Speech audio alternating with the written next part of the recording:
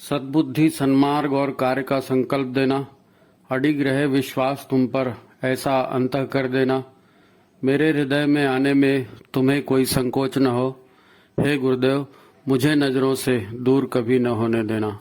हे गुरुदेव, मुझे नजरों से दूर कभी न होने देना।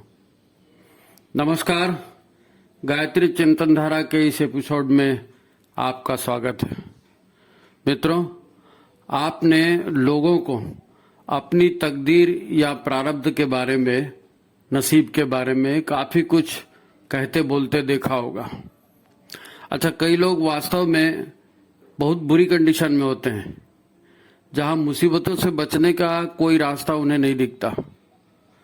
अब किसी का बेटा मर गया, किसी के बच्चे कहना नहीं मानते, बेटे या बेटी ने बिना बताए शादी कर ली, या पति हमेशा शराब पीता है। अब पत्नी क्या करे, झेल रही है शराबी पति को, या कोई एक्सीडेंट हो गया, हाथ पैर टूट गया। कभी पति पत्नी के स्वभाव नहीं मिलते, हमेशा किसी न किसी बात को लेकर झंझट होते रहती है। अनेक लाइलाज प्रसंग जीवन में दिखते रहते हैं, उसका कोई इलाज समझ में नहीं आता, और लोग जी रहे हैं उसी हालत में। भीतर ही भीतर असंतोष से भरे हैं, लेकिन जिंदगी की गाड़ी है जैसे तैसे खींच रहे हैं। आजकल तो अब एक ही बच्चा है, वो भी अगर नॉर्मल नहीं है, शरीर से या दिमाग से अधूरा है, तब माँ बाप क्या करें, कहाँ ले जाएं उसको और अपने आप को कैसे समझाएं। कोई कहता है भगवान ने अन्याय कर दिया, या फिर अपनी तकदीर को लोग दोष देते हैं।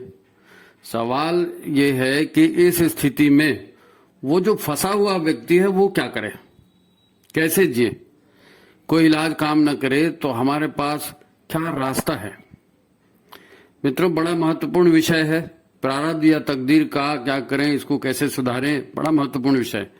आज हम इसी पर चर्चा करेंगे, क्योंकि लोगों के लिए अभावग्रस्त या दयनीय स्थिति में जीना बड़ा कष्टकर होता है। मित्रों, गुरुदेव ने कहा था, हम लोगों के पीड़ा पतन के कारणों को दूर करना चाहते हैं। इसी दिशा में ये प्रयास है। इतने लोग चर्चा सुनते हैं, हमारा निवेदन नहीं सुन रहे हैं, ध्यान नहीं दे रहे हैं हमारे निवेदन पर। भाई, आप चर्चा में शामिल होते हैं, आपको अच्छा लगता है तो आप लाइक कीजिए, शेयर कीजिए, ठीक है। चर्चा अच्छी लगती है तो लाइक शेयर करने में क्या दिक्कत है। कमेंट बॉक्स में अपने विचार दिया करें तो ठीक है, यह हमारा अनुरोध है भाई। बाकी आप जानिए, ये काम बढ़ाने के लिए जरूरी था। तो चलिए चर्चा को शुरू करते हैं। मित्रों, ये विषय बड़ा गंभीर है। आप तो जानते हैं, ईश्वर किसी के साथ अन्याय नहीं करता। जो जस करहि सो तस फल चाखा, तुलसी बाबा भी ये लिख गए। अब कर्म किसने खराब किए कुछ याद है नहीं।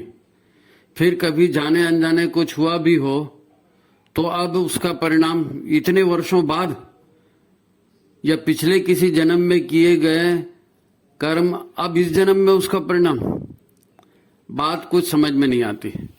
इसीलिए तो लोग फिर भगवान बदल देते हैं, धर्म बदल देते हैं। मुसीबत में परेशान है ना, इस बाबा के पास, उस मजार के पास, इस तांत्रिक के पास, उस डॉक्टर के पास, ये पैथी में इलाज कराएं, वो पंथी में इलाज कराएं, है नहीं। वैसे इलाज करना भी चाहिए, कुछ शारीरिक गड़बड़ हो तो इलाज से ठीक होती है, इलाज करना जरूरी है। परंतु अधिकांश लोग तो लाइलाज और परेशान हैं, इलाज कर कर के भी उन्हें कोई फायदा नहीं होता। ये सारी चीजें हर जगह देखी जाती है, ये सारी चीजें हर जगह। आड़ आता क्या है, हे भगवान हमारी तकदीर ही खराब है, हमारा प्रारब्ध ही खराब है। तो फिर इसमें रास्ता क्या है, इसका समाधान क्या है। तो मित्रों, इसका समाधान गुरुदेव ने दिया है। गुरुदेव ने सबसे पहले जो पुस्तक लिखी थी, मैं कौन हूं। जब ये पता चलेगा कि मैं कौन हूं, तब तो पता चलेगा कि जीवन क्या है नहीं। अभी तो शरीर को ही लोग जीवन मान के बैठे हैं, है नहीं। अपने आप को जान लेना ये समस्या का सही और उचित समाधान है। देखो, मनुष्य जीव है।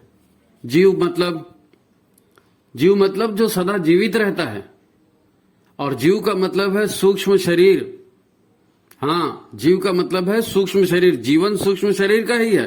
स्थूल शरीर का क्या जीवन है?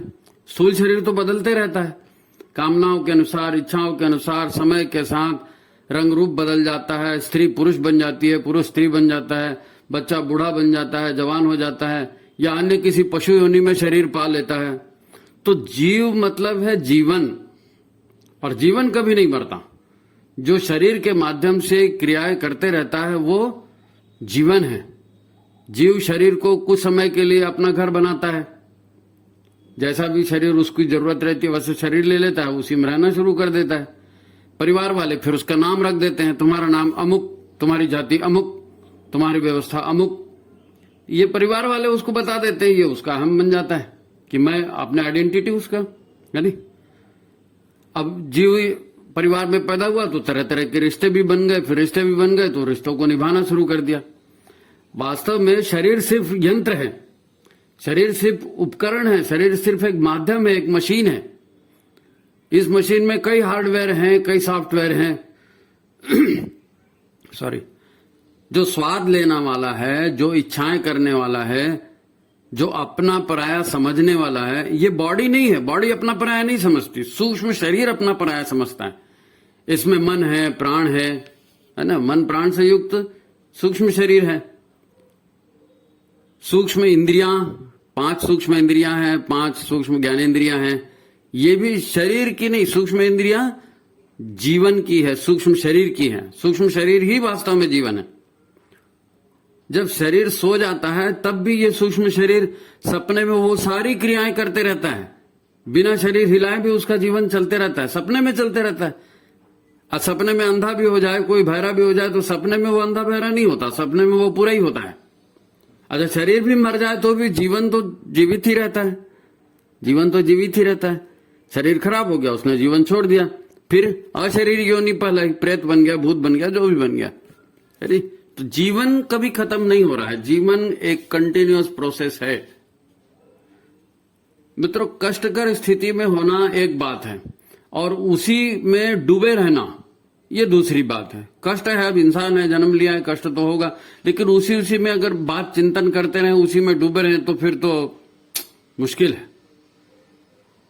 दरअसल तकदीर हमारे से क्या करवाना चाहती है, प्रारब्ध हमारे से क्या करवाना चाहते हैं, कर्मों के हमारे संचित कर्म हमको कहां ले जा रहे हैं, यह हमको मालूम नहीं रहता।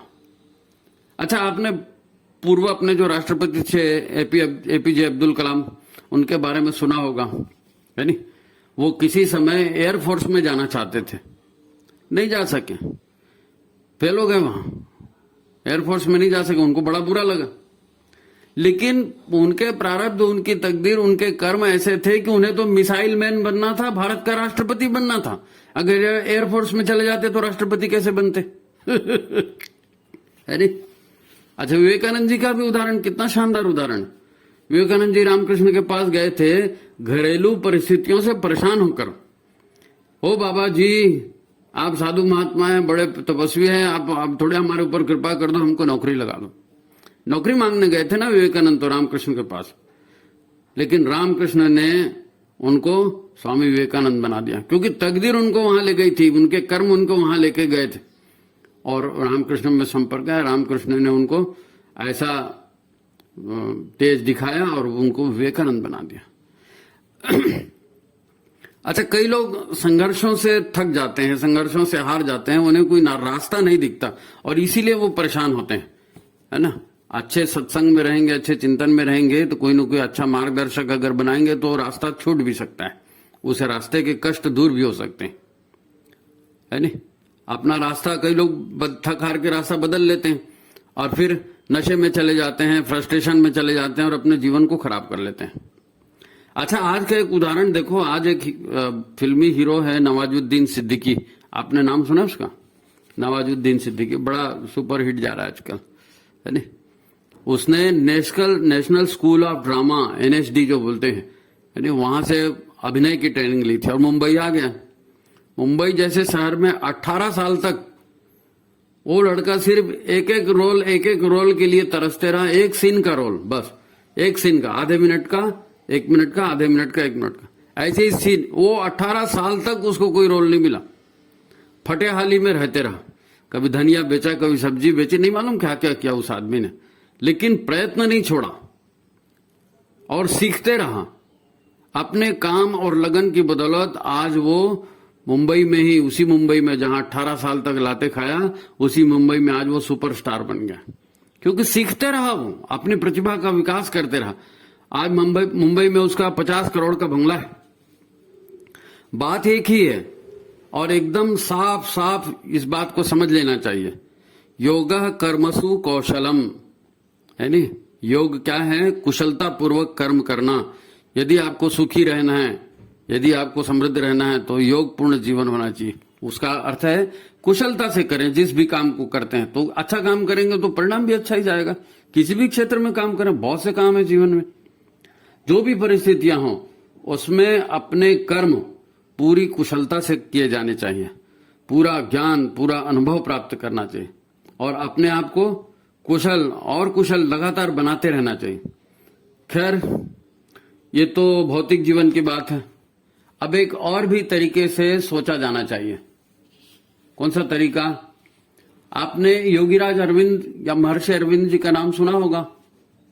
महर्षि अरविंद, वो तो बम पिस्तौल चलाने वाले बंगाल के एक युवा क्रांतिकारी थे, जो अंग्रेजों से देश को आजाद कराने के लिए दिन रात लगे रहते थे।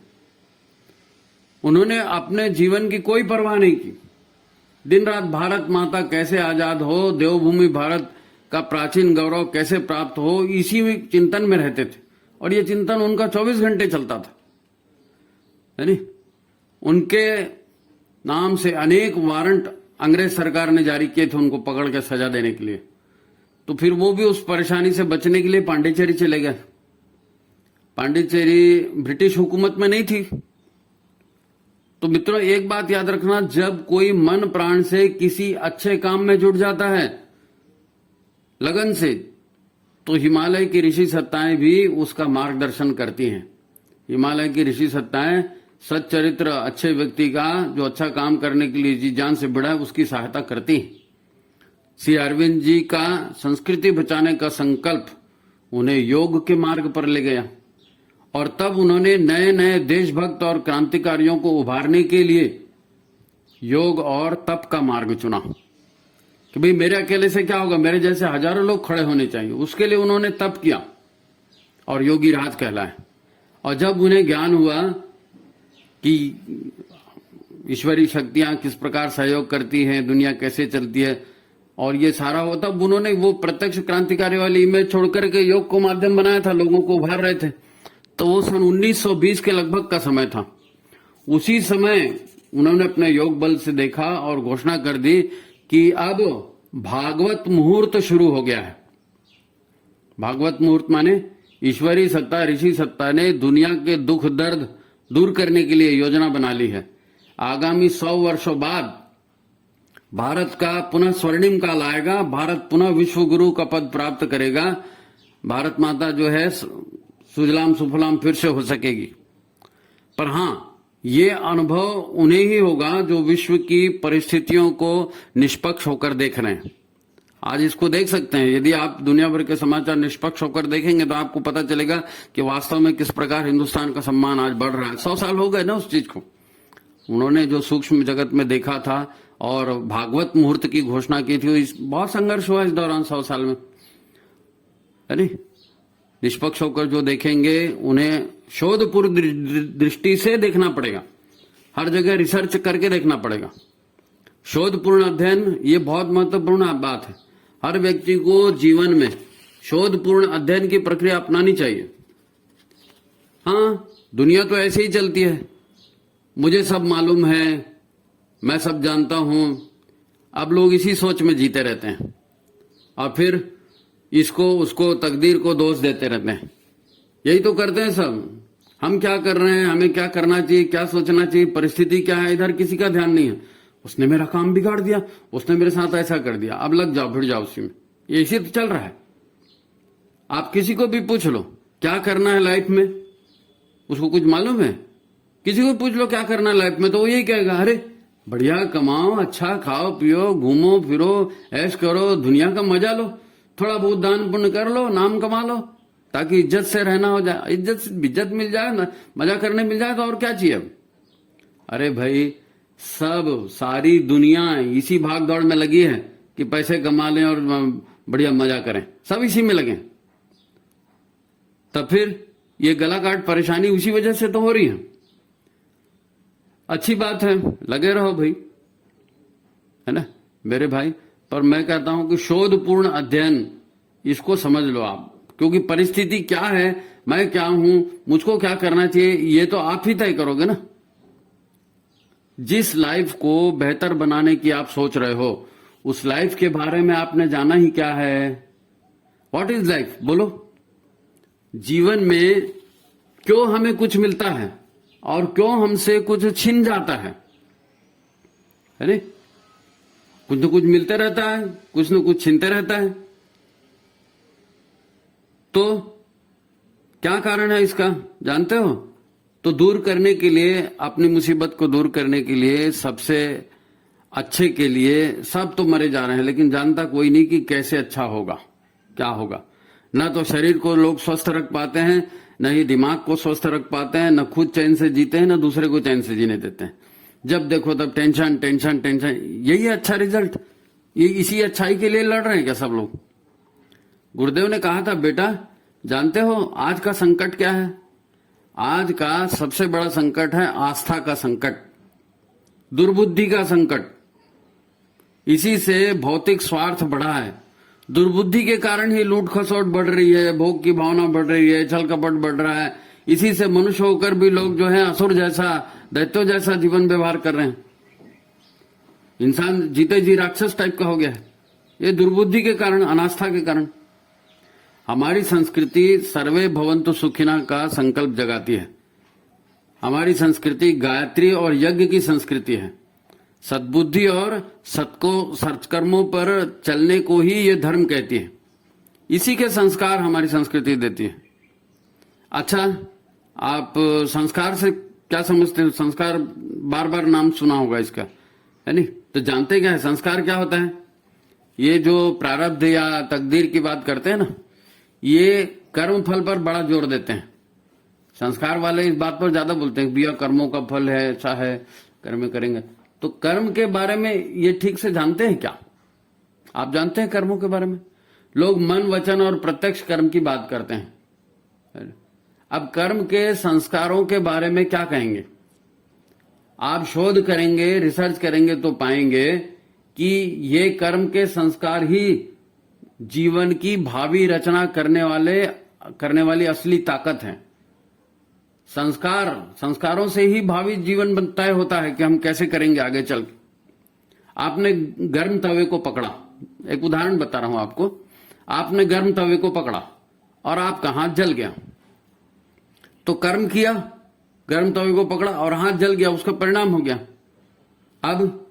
अब इसमें संस्कार क्या है। संस्कार क्या बैठा। संस्कार मन में ये बात बैठ गई कि गर्म चीज को हाथ से नहीं पकड़ना है, हाथ जल जाता है, बड़ी पीड़ा होती है। काम था तवा पकड़ना, परिणाम हो गया हाथ जल गया। संस्कार क्या है। संस्कार ये बात मन में बैठ गई कि गर्म चीज को हाथ से पकड़ेंगे तो हाथ जलेगा, बड़ी पीड़ा होगी। अब ये बैठ गया संस्कार के रूप में अंदर, ये ऊर्जा, ये अनुभव की ऊर्जा है, ये अंदर बैठ गई, है नी। अच्छा, मान लीजिए आपने एक पहलवान मिल गया और आप उस पहलवान से भिड़ गए। आपने पहलवान को चाटा मार दिया और 2-4 गालियां भी दे दी। अब इसका कर्म आपने कर दिया, अब इसका परिणाम पहलवान ने आपके हाथ पैर तोड़ दिए, है नी, और एक घूसा मारा, आपका दांत भी टूट गया। ये हो गया परिणाम। आपने कर्म किया, उसका परिणाम मिल गया। लेकिन अब संस्कार में क्या बैठा। आपने ज्यादा से ज्यादा जो भी अनुभव किया, उसमें संस्कार क्या बना। संस्कार ये बना कि किसी भी ताकतवर से भिड़ना नहीं। अपने से ज्यादा ताकत वाला दिखे तो चुप रहो और खसक लो वहां से, नहीं उससे भिड़ गए तो बहुत बड़ा हार होगा। अब ये बात है, ये संस्कार के रूप में हृदय में बैठ गई, अंदर में बैठ गई, अचेतन में, है नी।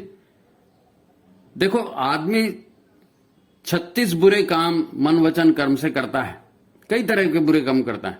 अब सबका परिणाम तो तुरंत नहीं मिलता ना, नहीं मिल भी नहीं सकता सबका परिणाम तुरंत।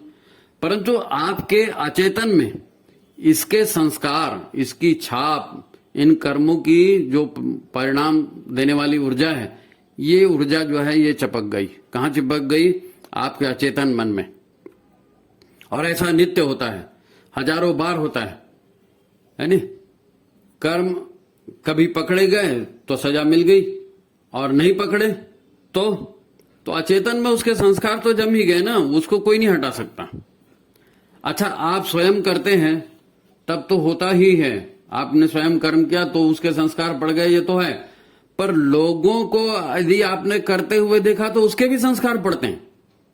आप कोई कहानी सुनते हैं, कोई सिनेमा देखते हैं, कोई सीरियल देखते हैं, कोई फोटो देखते हैं, या कोई गाना सुनते हैं, तो इन सब के संस्कार आपके अचेतन मन में छपते जाते हैं।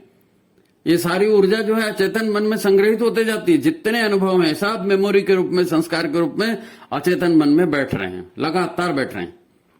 इसी से मन की धारणाएं बनती हैं। हमारा विश्वास कैसे जमता है? हमने जो देखा सुना है उसी के आधार पर हम विश्वास बनाते हैं। तो अपनी धारणाएं बनाना, अपना विश्वास बनाना, मन अपने पूर्वाग्रह बना लेता है। मेरे को मालूम है वो तो ऐसे ही करेगा, मैं तो पहले से जानता था। ये आपने पिछली बात को देख के धारणा बना ली और कह दिया। यानी आदमी बदलता है, उसकी सोच बदलती है, उसका व्यवहार बदलता नहीं, लेकिन आपने तो संस्कार अब वैसे ही बैठा लिया ना दिमाग में, तो वो इंप्रेशन बन गया। अच्छा, इंद्रियों को जो अच्छा लगता है उससे हमारा अचेतन मन बड़ा जल्दी जुड़ जाता है। यानी इंद्रियों को अच्छा लगा, इंद्रियों को जो अच्छा लगता है और जो खराब लगता है, तो इंद्रियां वैसे ही व्यवहार करती हैं। अगर अच्छा लग गया तो उसको आप पसंद करने लगे, और अगर इंद्रियों को वो चीज खराब लगी, इंद्रियों को कष्ट हुआ उससे, तो फिर उससे दूर जाने के संस्कार भी बनते हैं। मित्रता का भाव बनेगा, अच्छा लगेगा तो, घृणा का भाव बनेगा, खराब लगेगा तो, है नहीं? देखो, आपने सुना होगा कि मनुष्य की आत्मा जब जन्म लेने को होती है ना, जन्म लेने को होती है, तो पैदा होने के लिए ऐसे उपयुक्त गर्भ या ऐसे उपयुक्त परिवार का चुनाव करती हैं जहां उसकी कामनाओं और वासनाओं की पूर्ण व्यवस्था हो सके। क्योंकि सूक्ष्म शरीर बिना शरीर के तो रहेगा नहीं, क्योंकि उसकी कामनाएं हैं, उसकी वासनाएं हैं, वो ऊर्जा है ना, वो ऊर्जा अचेतन में संचलित है। तो ऊर्जा तो कभी ऐसे अकेली रहेगी नहीं, ऊर्जाओं को पूरा होना है, तो वो शरीर ढूंढेंगी। अब जिस शरीर में वो कामनाएं पूरी होंगी उसी शरीर में घुस जाएंगी। सूक्ष्म शरीर खुद ब खुद ऐसी जगह खींचा चला जाता है। अच्छा, आप वासना समझते हैं ना? वासना क्या है? वासनाएं क्या होती हैं? आपने कभी इसके बारे में देखा पड़ा है? वासनाएं भावनाओं के संस्कारों का संग्रह है। कोई भाव आपके मन में आया, फिर परिस्थिति बदल गई, फिर भाव आया, फिर परिस्थिति बदल गई, फिर भाव आया, फिर परिस्थिति बदल गई। कई तरह के भाव आते हैं, परिस्थितियां बदलते जाती हैं। तो ये जो है ये मन में बैठ जाता है, इनका वास हो जाता है मन के भीतर। और ये वास जो है, यही वासनाएं बहुत सारी संग्रहित हो जाती है अचेतन में। ये कर्मों का फल नहीं है, लेकिन आपके अनुभव का तो फल है। और आपका मन उसके साथ जुड़ गया, आपकी इच्छा हो गई कि हाँ ऐसा उसने किया, हमको भी ऐसी करना है। तो ये वासनाएं है ना। तो कर्म के संस्कारों की ऊर्जा मन पर छाप छोड़ती है और यही जीवन बनाती है। वासनाओं की छाप यही जीवन बनाती है। शरीर को या जीवन को जो भी रूप मिलता है, अच्छा बुरा, वो इन्हीं कामना और वासनाओं की छाप की वजह से मिलता है। देखो, आप कंजूस हैं, आप गुस्सैल हैं, आप रोमांटिक हैं, आप भक्त हैं, आप साधक हैं, या आप कामी पुरुष हैं, ऐसे सारे गुण व्यक्तित्व में कहां से आते हैं? ये कहीं से भी नहीं आते। ये मन में इनकी जो भी पॉजिटिव या नेगेटिव ऊर्जा है, ये संकलित होते रहती है ना। तो मन तो सूक्ष्म शरीर के साथ छूट जाता है। जब आदमी मर जाता है तो सूक्ष्म शरीर बाहर निकलता है ना, तो उसके साथ मन गया, मन के सारे ये वासनाएं, संस्कार, ये सब गई। तो ये कहीं से आई नहीं है, ये तो आप पिछले जन्म से लेकर चल रहे हैं। पिछला शरीर था, उस सब में काम नहीं बना, वो शरीर छोड़ दिया, दूसरे शरीर में आया तो वही का वही पूरा का पूरा आ गया ना। वही नेगेटिव पॉजिटिव ऊर्जा आपके सूक्ष्म शरीर में कई जन्मों से संग्रहित होते जा रही है, अब वही क्रिया रूप में परिणित होती है। इसी से आपका अहम भाव जुड़ जाता है कि ये मेरी विचार हैं, ये मेरी भावनाएं हैं, ये मेरा नाम है, ये मैं जहां आ गया, हम आ गया, है नहीं। तो हम इसे ही लाभकारी मानकर आपका सूक्ष्म शरीर जो है इन सारे भावनाओं को, इन सारे संस्कारों को क्रिया रूप में परिणित करता है, और क्रिया शरीर के माध्यम से होती है और करवाता है मन, है नहीं, सूक्ष्म शरीर। बस यही तो प्रारब्ध है। मन आपका करवा रहा है, मन के अंदर ऊर्जा संचित है, तो वही आप काम करेंगे, वही परिस्थितियां बनेंगी, फिर उसे को कहेंगे कि अरे यार तकदीर में हो गया, है ना। तो फिर ये तकदीर है, ये प्रारब्ध है, ये भगवान नहीं बनाता भाई, ये हमारे ही खुद की सोच, हमारी खुद की कामनाएं, वासनाएं, वही तो तकदीर बनाती।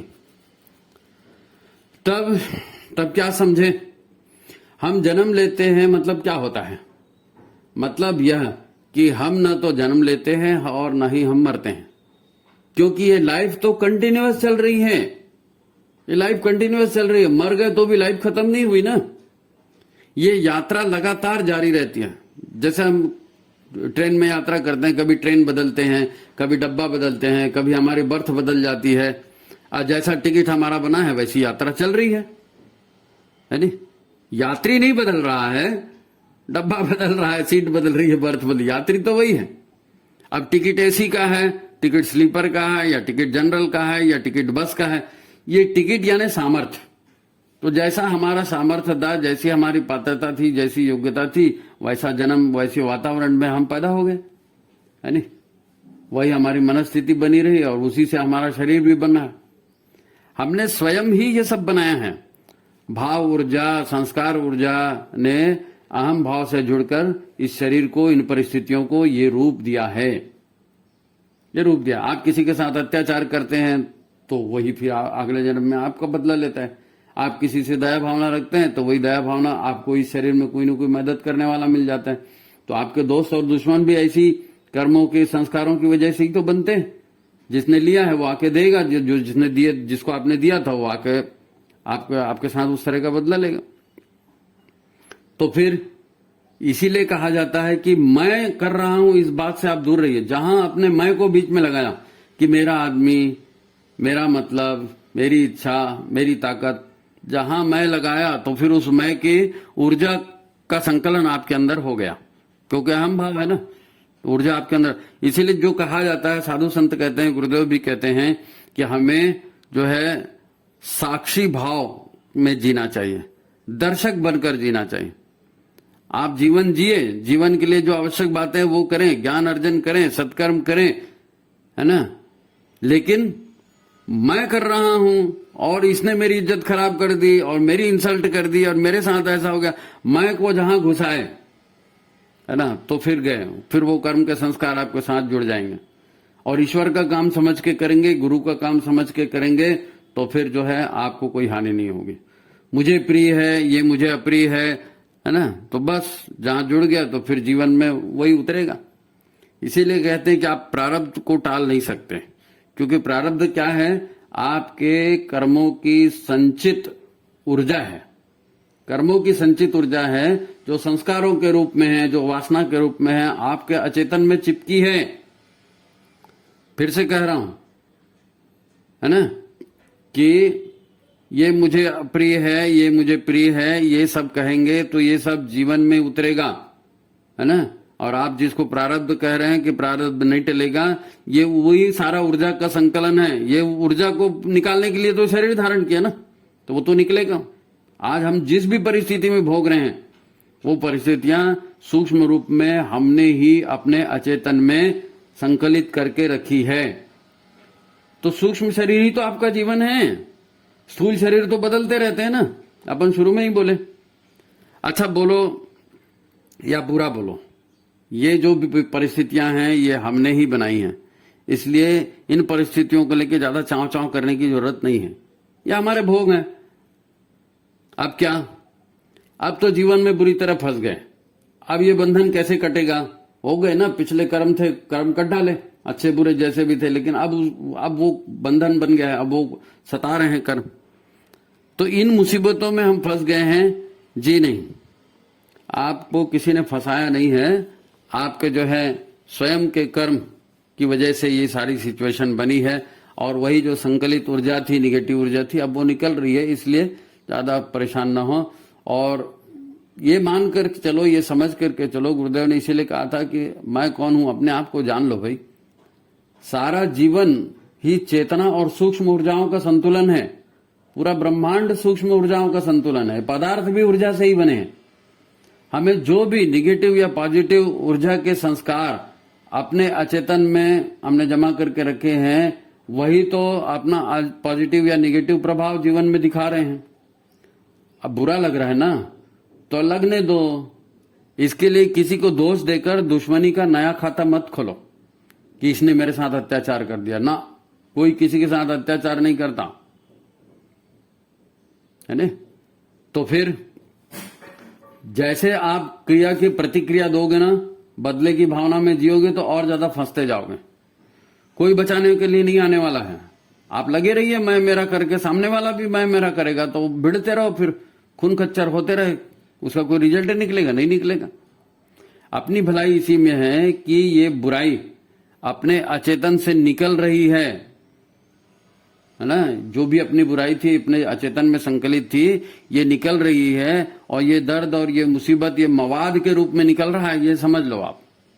और ये मवाद एक दिन निकल जाएगा, और ये मवाद निकल जाएगा तो ये दर्द भी खत्म हो जाएगा।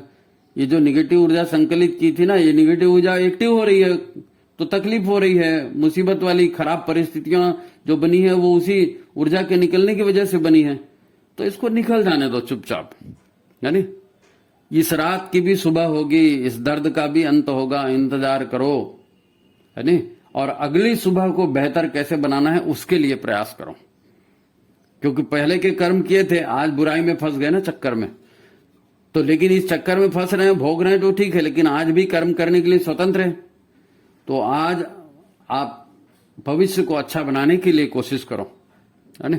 ये करना चाहिए, करना चाहिए, और कोई चारा भी नहीं है ना।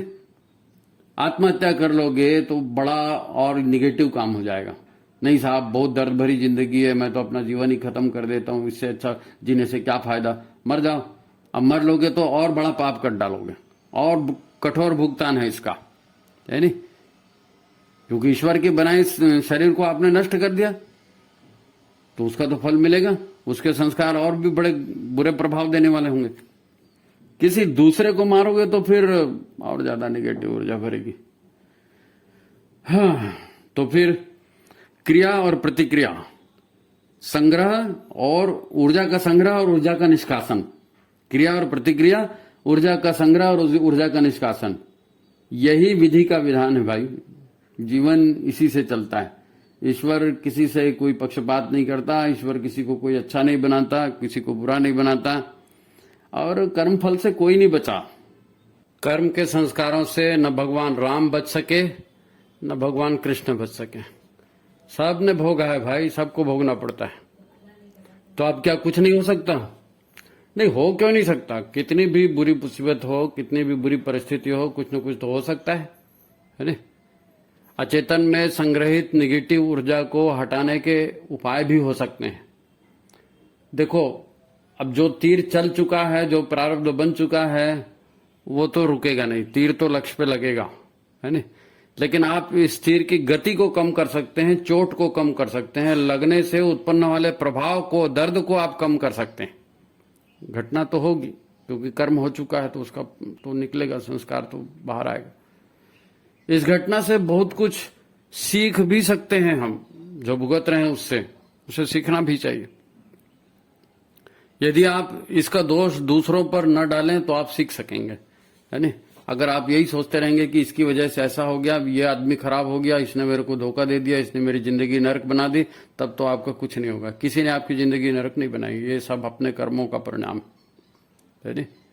तो नाराज किसके ऊपर होंगे? अपने आप के ऊपर। नहीं भाई, अपने आप के ऊपर नाराज नहीं होना है, और अपने को बल्कि भविष्य को सही बनाने का काम करना है। जागरूक होकर जीवन जीना, जागृत होकर लोगों जीवन जीना, यही सबसे बड़ा उपाय है। प्रेम से कुछ होगा, सेवा से कुछ होगा, मधुर व्यवहार से, मधुर वाणी से कुछ कष्टों में कमी आएगी, यानी परिस्थितियां सुधर सकती हैं। लोगों के दर्द को आप अनुभव करेंगे, और फिर लोगों के लिए कुछ दान करेंगे, कुछ लोगों की सेवा करेंगे, है नी। अपनी त्रुटियों के लिए प्रायश्चित करेंगे, आपको मालूम है हमारे से ये गलती हुआ है तो प्रायश्चित कर लो, उसको भुगतने से तो अच्छा है नहीं? ये प्रायश्चित का भाव बड़ा कारगर होता है नहीं? आपको लगता है कि हमने कोई टेक्निक भिड़ाएंगे हम और लोगों को मूर्ख बना के और अपनी पोजीशन सुधार लेंगे, तो ये और ज्यादा फंसने वाली बात है। ये चालाकी अंतर मन पे नहीं चलती है ना? गायत्री उपासना से आप अपने अचेतन के सारी गंदगी हटा सकते हैं, सारे कला कषाय कलमश है नहीं, प्रारब्ध के विष बीज जो अचेतन में संग्रहित हैं, गायत्री की उपासना से ही हटेंगे। इसको आप काट सकते हैं है नहीं? आपका मन इसमें लगेगा नहीं, लेकिन क्योंकि मन में तो दूसरे संस्कार भरे पड़े, तो फिर ईश्वरीय व्यवस्था पर आस्था आप में कैसे जमेगी? तो उसके लिए पहले गुरु पर आस्था जमानी पड़ेगी। किसी प्रभावशाली, किसी अच्छे गुरु के संरक्षण में आप जाएंगे, गुरु का चरित्र का अध्ययन करेंगे, गायत्री महाविज्ञान का अध्ययन करेंगे, गायत्री की शक्तियां कैसे काम करती है इसका आप ज्ञान लेंगे है नहीं? तो अंतर ठीक होगा, अंतःकरण ठीक होगा। लेकिन इसके लिए गायत्री उपासना में बैठना पड़ेगा आपको, और गुरु के माध्यम से आस्था बनेगी, आस्था जमेगी। गुरु के चरित्र को देखकर, अनुभव करके, गायत्री महाविज्ञान को अनुभव करके, तो फिर आप गुरु के कृपा से आगे बढ़ सकते हैं। तो आइए गुरुदेव से प्रार्थना करते हैं है ना? सद्बुद्धि, सन्मार्ग और कार्य का संकल्प देना, अडिग रहे विश्वास तुम पर, ऐसा अंतः कर देना। मेरे हृदय में आने में तुम्हें कोई संकोच न हो। हे गुरुदेव, मुझे नजरों से दूर कभी न हो। हे गुरुदेव, मुझे नजरों से दूर कभी न होने देना। हे गुरुदेव, मुझे नजरों से दूर कभी न होने देना। तो ये आज का अपना चर्चा का विषय था। ये चर्चा का विषय पूरा हुआ। आपको कैसा लगा आप अपना कमेंट ज़रूर दीजिए, अन्य लोगों को शेयर कीजिए। ठीक है, सभी को नमस्कार। आज की बात समाप्त।